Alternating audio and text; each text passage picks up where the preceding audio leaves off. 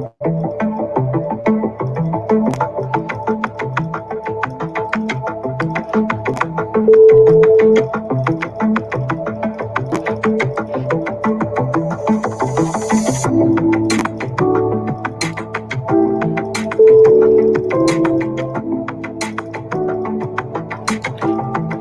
right, you're listening to an episode of Transparency and Merit.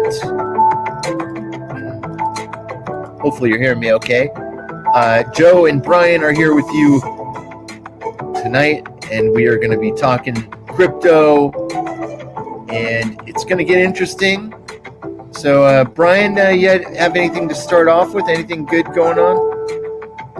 Not really. I'm just eager to get to the conversation at hand with Ruthie, and we'll handle it from there. Sounds good. All right. So, why don't we just start? Ruthie, you're here with us. Thank you for coming on and sharing your views. We always have a good conversation. What's going on with you? What's going on in your world? Maybe start us off. Like what, give it. I know we were going to get into Bankcoin. I don't know if you wanted to start there or if there was anything else on your mind. Start off with that. Well, let's start with Bankcoin Reserve, because nice. Bankcoin is yet another cryptocurrency. And as in Bitcoin, if you really go look through country to country and look for websites related to Bitcoin, you're going to find thousands of them. And you're going to find that they're used, the Bitcoin is used in different ways. However a company wants to model it or use it, some companies now, banks and thrift banks, are accepting cryptocurrency as a deposit. They're becoming custodians of cryptocurrency. That's something that they fought tooth and nail. And someone as important as, say, George Bull, who was the CEO of Prudential Insurance, it's amazing. He's been all over YouTube giving individual interviews about the fact that he hated cryptocurrency, hated it since day one, said that he and his friends hated it, they would never touch it, and now he's apologizing. He's saying that he ruined a lot of people's portfolios because he did not approve cryptocurrencies, and he's changed his mind. And that's available all over YouTube. Look for George Bull, Ball. All right. Formerly the CEO of Prudential Insurance, and his opinion now about cryptocurrency. He's totally done a 180. And all of those wonderful financial leaders that we look up to and we follow their advice and their example, who said cryptocurrency was absolute garbage. One of them said, what was it, rat poison squared or something like that? They made horrible statements. They hated the product. It was a waste of time. It made absolutely nothing. But they've been secretly buying it in the billions. Why is that? And why doesn't anyone complain about that? They should.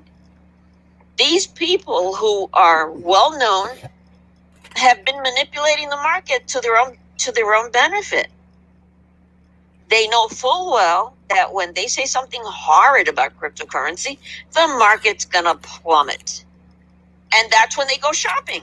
They do their best buying after they've just made a statement that's horrific about cryptocurrency. And that was probably a play off of people's investors, especially, but people's fears.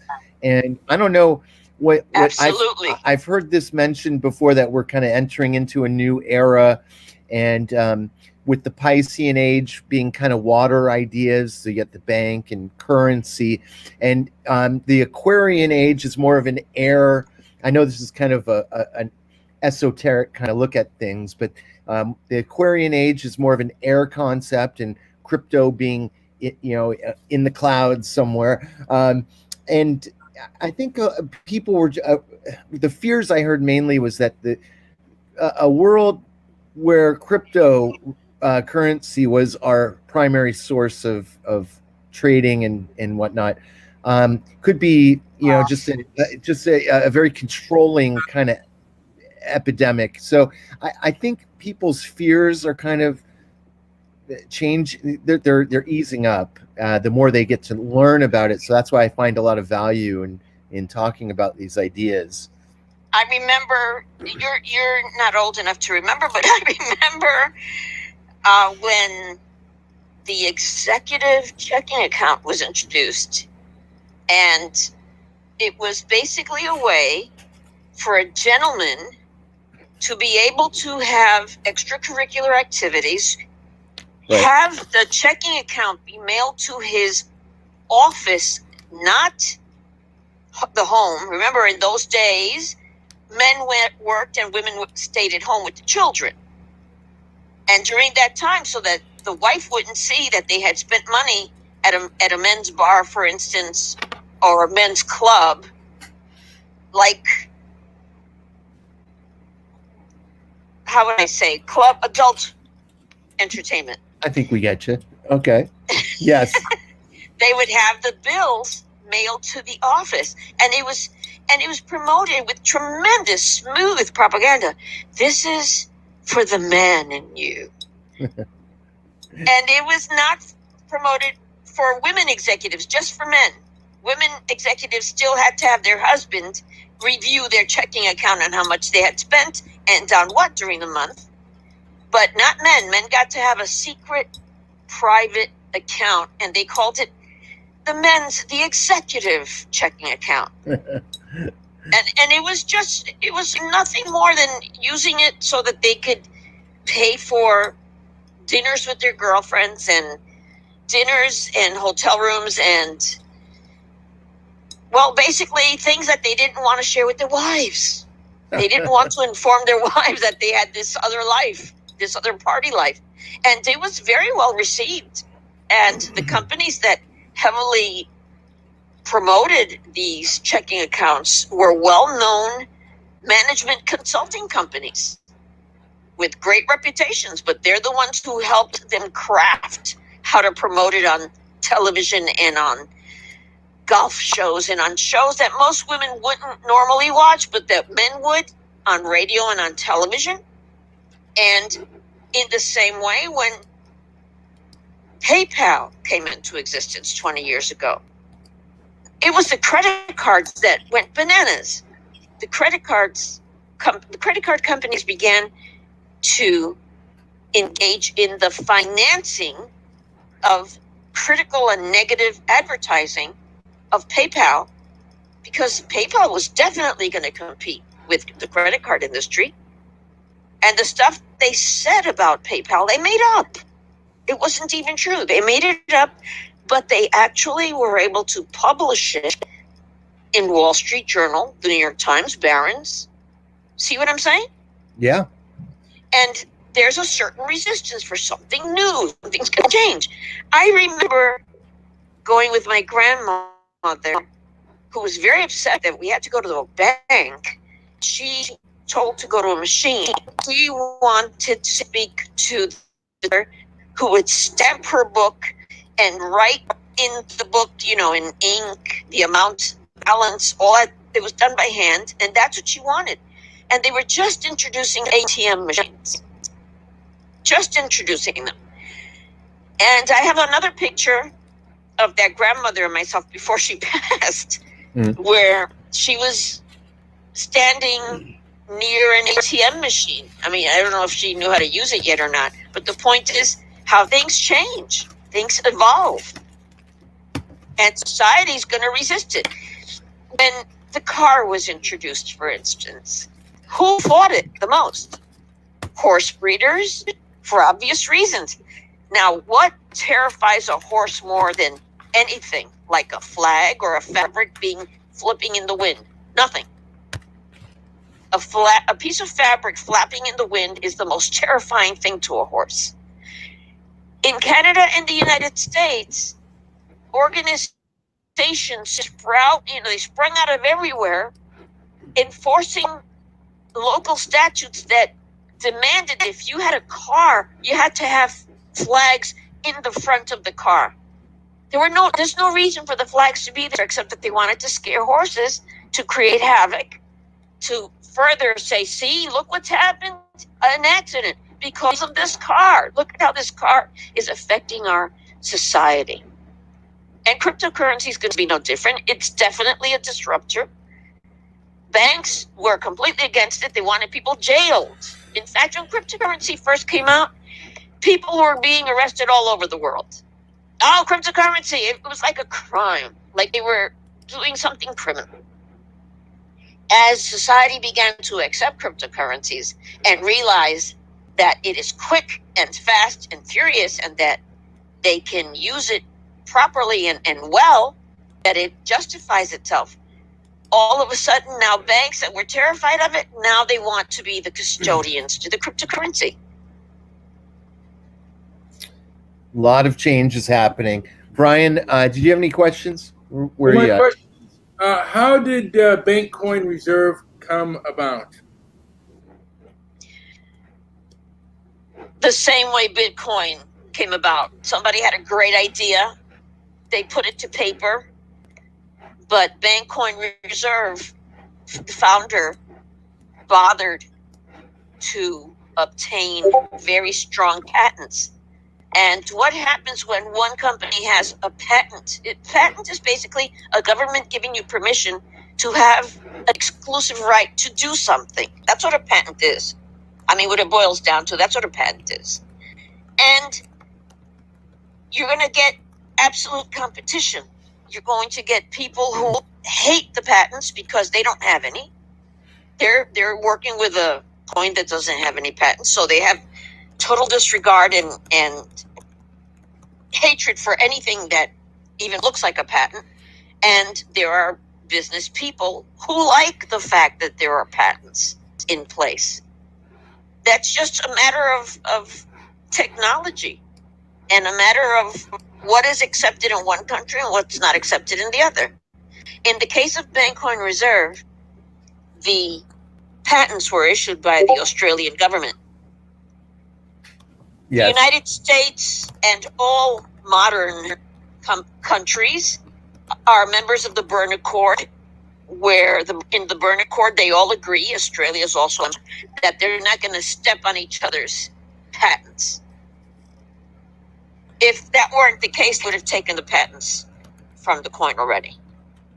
But no one's been able to challenge them because they just can't. So sometimes when people don't have what they want, a financial tool, a fancy car, a certain dog, what they do is, they make sarcastic statements. They'll go buy a beautiful car and they'll kick the tire, not because they're admiring it, but because they're angry that it's not their car. They don't have one like that. And people are human. They boil down to the normal human behavior. That's what I have found. And in cryptocurrency, like in any other business, there's jealousy by founders and people who promote it and use it. There's jealousy. That is what makes this wonderful competitive edge of how certain things change. Technology affects things that if you look at a man's razor today, it doesn't look anything like a man's razor 10 years ago. Have you heard the idea of using crypto as an asset?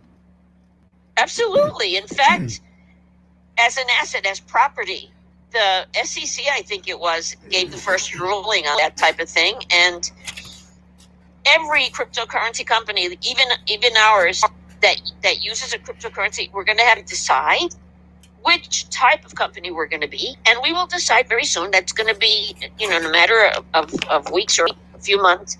We will decide. We have so much time in which to decide, and we will. Mm. And all of our products, all of our projects that we've done are humanitarian in nature. We don't fly fancy planes. We don't buy cars or clothing or jewelry. None of the luxuries. No. The only thing we're doing is trying to get people on their feet, trying to get people fed, trying to get people housed. And we're succeeding. Our projects are doing well. You did have that one project that became, I think somebody had a home in Australia that was paid for. That I don't know exactly how it happened. Apartments. It was apartments. They're right. renting apartments. Landlords are accepting a year's rent in advance in Bankcoin Reserve because they not only get their rent paid, but they also get that up to 10%.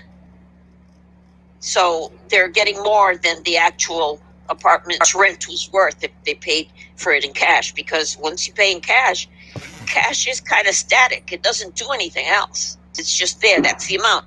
But if you pay in cryptocurrency and you hand you over the possession of that cryptocurrency, then that person gets to also receive the feature wherein the coin creates up to 10% of the total amount in the account. It's a wonderful thing. Compound interest. I think it was Einstein who said it was the ninth wonder of the world. Yeah, he did. I just got my it is. I remember when I first signed up at the Wyeth Institute. Has that relationship grown at all? The university. Absolutely. In fact, we are now we're accepting several coins. Let's see now. Ethereum. Oh wow. Ethereum Classic. Bitcoin, Litecoin, Bankcoin Reserve, of course, and Bankcoin Reserve at Wyeth, which is Bankcoin Reserve forked, meaning it's been modified. And we pay tuitions with it, and it's doing well. But you know that politically, China has been a little strong lately and very aggressive, and what it's a wonderful thing. The school has literally been moved to San Juan, Puerto Rico. It's now an online school registered in San Juan, Puerto Rico, instead of Hong Kong, China. Wow. It's a wonderful thing. It's an amazing on thing. American soil under the American flag, which is a wonderful thing. And if you want to take a Wesleyan university course, all of our courses that we offer are accredited. And if you want to take a Wesleyan course and your English isn't that strong to put in your papers and do your homework, you can turn the papers in a variety of languages. They accept a variety of languages. And when you get your degree, it will be from Wesleyan University in the Philippines. It will be the real university. And there's maybe 11 or 12 Wesleyan universities in the United States. They're owned, I think, by the Presbyterian Church. And in the Philippines, that was their third university. They have grown to the point where they have a teaching hospital and a radio station. They've grown tremendously. And when you turn in your papers, if you want to get a bachelor's, a master's, or a doctorate in education, or an MBA, you can turn your papers in the language where you're strongest. And Spanish is one of the ones included now. And if you want to take your university degree from the Anglia-Ruskin University, that school is based in Cambridge, England. And when you get your degree, after you do your work online, you will get your university diploma from the Anglia-Ruskin University, not from the conduit, which is Wyeth. You get it from the actual university. And all the courses offered are accredited. We just had a Zoom meeting about it. And that's a question that came up. And Dr. Cheng was kind enough to actually have the accreditation letters right up on the screen so everybody could see them. That was really enjoyable. Yeah, I bet. How does Bankcoin compare to other cryptocurrency? It's Bankcoin Reserve. There's another coin called Bankcoin, and that's not us. The way that it compares, how would I say, cryptocurrencies all over the world, they're really different, and they're created by individuals.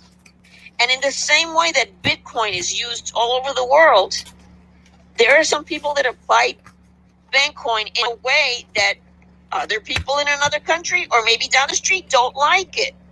And the same holds true for any cryptocurrency, including Bankcoin Reserve. And you got to understand that if you want to do something positive, like buy baby formula or buy clothing or something legitimate, pay for school, you can do it with cryptocurrency, with cash, with PayPal, with Western Union, with whatever. And if you want to do something nefarious, you can use the same methods. So we can't say, oh my gosh, Bankcoin Reserve, it's being used by some person in this way. Sometimes we don't like the way they use it, and we don't approve, and we don't appreciate it because it doesn't benefit us.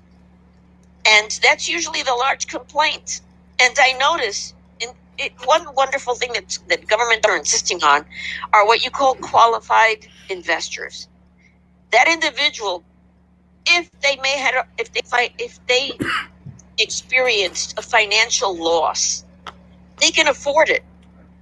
It's not going to break their day-to-day lifestyle because they lost some money in the market. That's a qualified buyer. If a person is investing $200 expecting to make millions, and that $200 they need it next week to put braces on one of their kids, or because the windows were broken by somebody playing baseball, now they got to replace those windows, that's not a qualified buyer, because that person needed that money right away, critically. And there is such a thing as a qualified investor versus a non-qualified investor. And lots of people who were really excited about getting into cryptocurrencies were not qualified investors. They didn't really even belong there. That's my opinion. That's not any factual statement. That's not the statement of anybody else. It's not the statement of you or Brian. That's my personal opinion.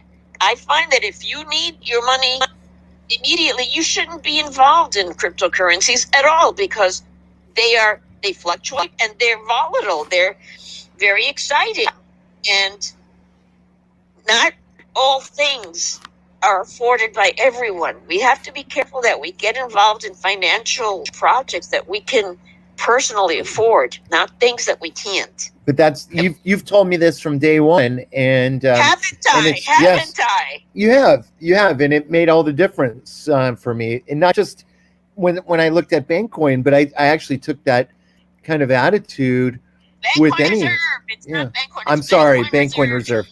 I'm so used to just calling it Bankcoin, but Bankcoin Reserve. When I deal with other things in my, when I'm not even dealing with crypto, I still kind of employ that attitude. I think it's important, anyways, and I think we're. Well, let me ask you this: what do you think is happening to the economy? Where do you see the economy headed next year or sooner? There was a time when my father or my mother, I don't remember which of the two, received a credit card, and it looked like a serviceman's dog tag. It was made of metal, and it was metal. It was made of metal, and that metal card, they would put it in the machine, and then they would pull the brace back and forth and rub the carbon paper over it, and that's how they began. It's a totally different thing now. Now it looks like a business card. A credit card it's a little larger than a business card, and they can be made of heavy paper or plastic or some combination of the two. It's affected the convenience.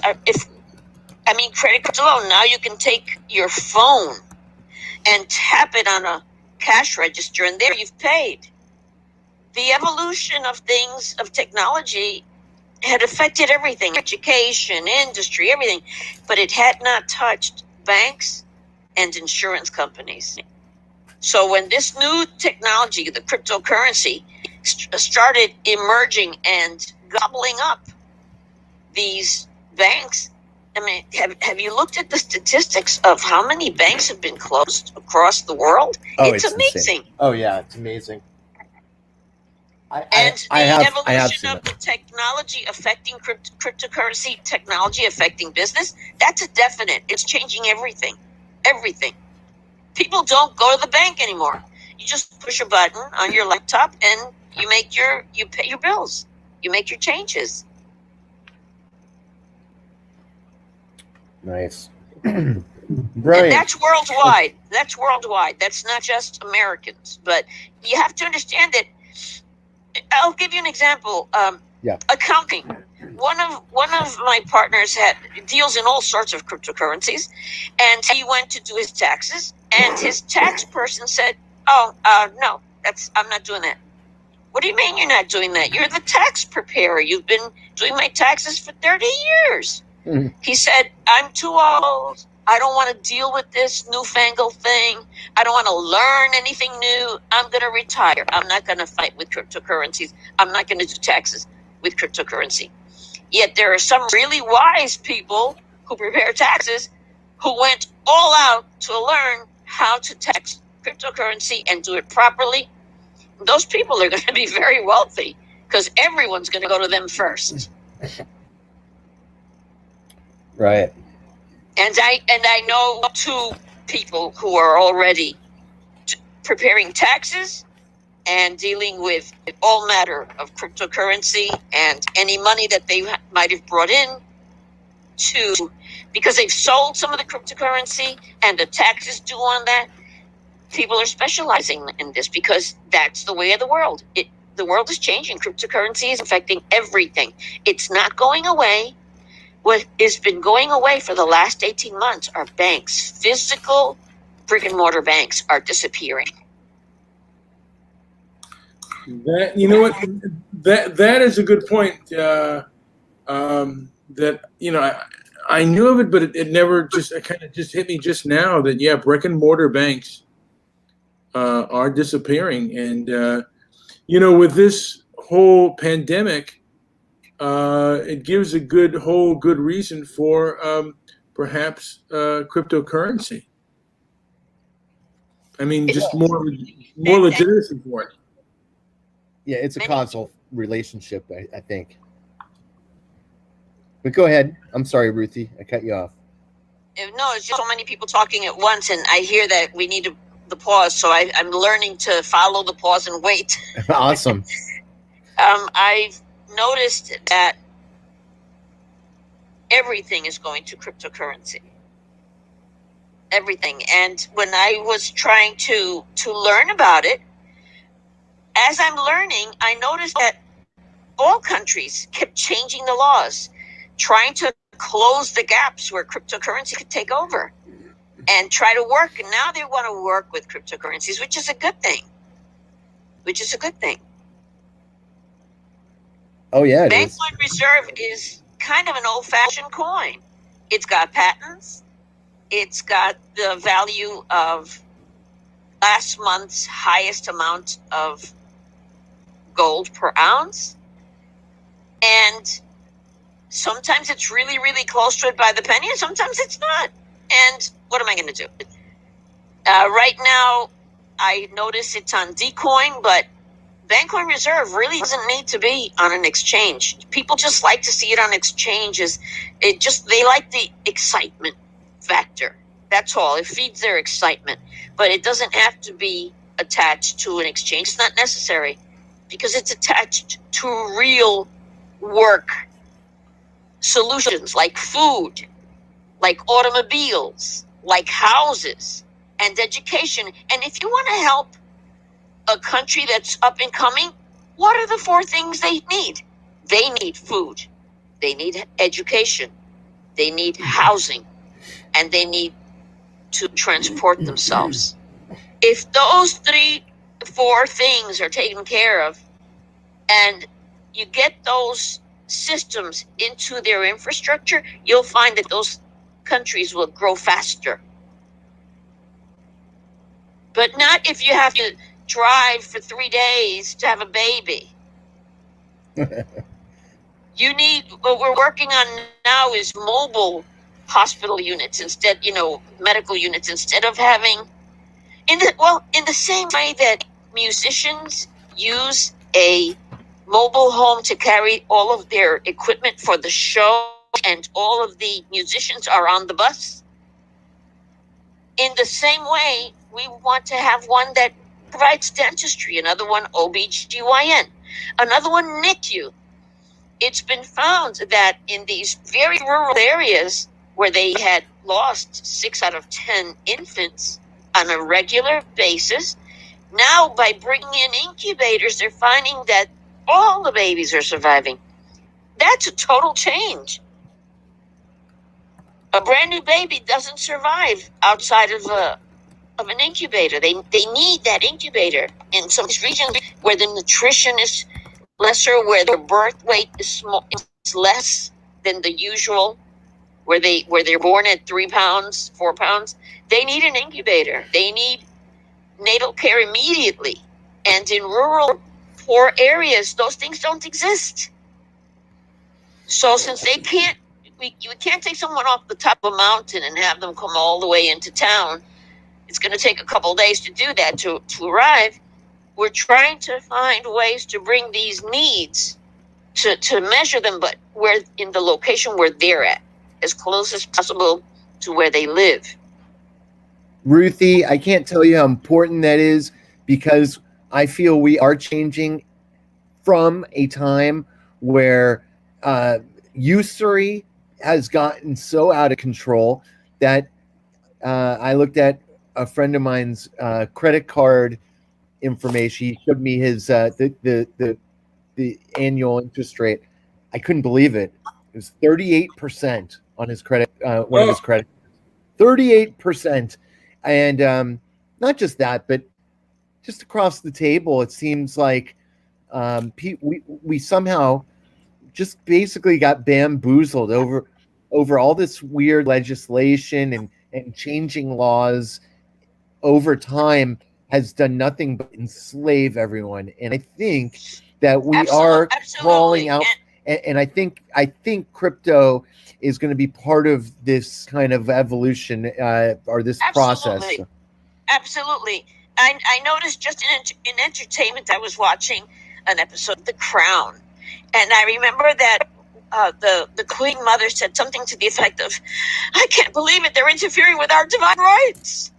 And there are people in the 1% who really believe that they are superior, that they should have legislation and rules and rights that apply to everyone but them.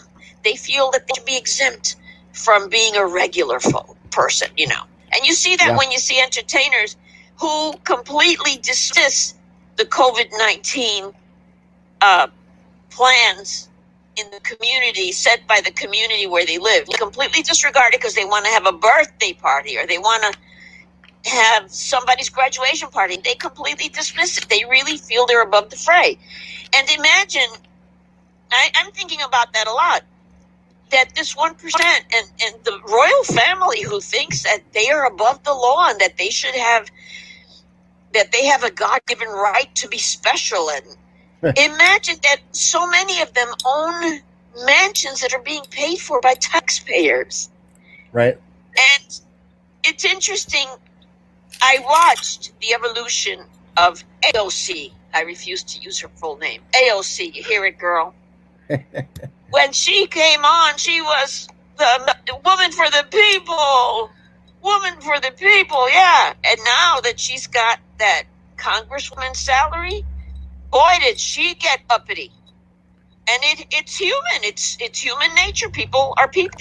They behave that way. You used to champion her a bit, didn't you? Or were you always kind of? No. Oh, I okay. never. I'm sorry. Yeah. Her. Okay. By the way, and I'll tell you, I don't champion groups, but she heavily championed the gay community. That's right. That now I remember our conversation. conversation. She used to call her boyfriend my partner this and my partner here and my partner there. That's okay. That implied to the press that she was gay, that she had a partner. No, she didn't. She had a boyfriend. She had a boyfriend. And then she had Annie Leibovitz take their picture and cut him out. Oh, boy. That's horrific. That's horrible. And she kept calling him her partner. So everybody thought she was gay. The whole gay community went crazy and voted for her thinking she was gay. See what I'm saying? I don't like the hypocrisy. I don't care what they do it. I also did not like when the New Jersey fellow, was he a senator or a congressman, decided that he was a veteran. And for years he said he was a veteran, and he wasn't. He wasn't a veteran at all. Finally, it was so embarrassing. He would go up on the stage with all the veterans and talk about when I was in Vietnam. He had never been to Vietnam, not even as a visit. No, wait, was he not even a veteran, or was he not a Vietnam? Was he not in Vietnam? He was not in Vietnam. In fact, I don't even think he was a veteran. I don't think he ever served. I'm not sure, but let's look him up. He's the fellow from Jersey. His face looks frozen. What's his name again?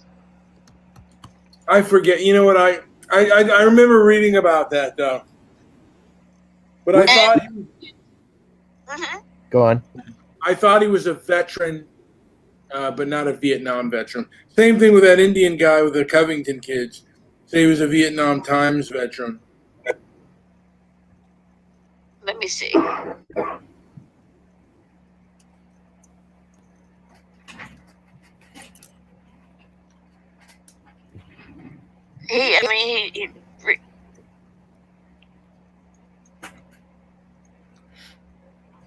He just annoyed me because I couldn't see that anyone. There he is, Richard Blumenthal. Mm. And here he is on online. It says Senator Richard Blumenthal must talk about his fraudulent service in Vietnam, where for 12 years he told the people of Connecticut, as their attorney general, that he was a great Marine War hero. He talked about his many battles of near death, but was never in Vietnam. There it is. Wow. Fact checked. It's right there. Fact checked. And he still, and you saw how he behaved when he was interviewing people and interrogating people. I don't even know why a person with that background is allowed to serve under that circumstance. It surprised me. He was in Vietnam. Yeah. And he also, he bragged about it. Blumenthal would brag about being in Vietnam. He was never in Vietnam. And I remember being very upset when the gentleman number 9 in a sexting operation in New York City turned out to be the individual who was putting everyone in jail because of it. Remember him? Yeah. Oh yeah, the governor of New York, and he was, and then he got caught. Yeah, it's the hypocrisy of these people, and then he became a news person on CNN. Yeah, that's the one thing that people don't like are hypocrites. Yeah, and with the vim and vinegar that he would put people in jail for far lesser crimes than his own. And then CNN rewarded him by giving him his own show. Pretty pathetic. Yeah, it is. You know what? I'm about, I think I got a stomach flu coming on, so I'm about ready to fall out myself. Oh, man, we'll keep it short. Why don't we just kind of tie it up? And you know what? I'm really enjoying where you're going here. How would you like to tie? We don't have anything against anyone in the manner in which they use their cryptocurrency, whatever cryptocurrency it is. Of course. However, follow the laws in the country where you live. Follow the laws. Speak to your attorney. Speak to your financial advisor. Don't speak to a person who's selling it or promoting it. I can't talk about it in a sales or promotion way because I want people to enjoy it. I want them to enjoy what I'm enjoying. I want that, and I like the fact that by using cryptocurrency, by using Bankcoin Reserve, we're basically helping build a nation. We're giving them a secondary way to promote finance for the projects they want to do.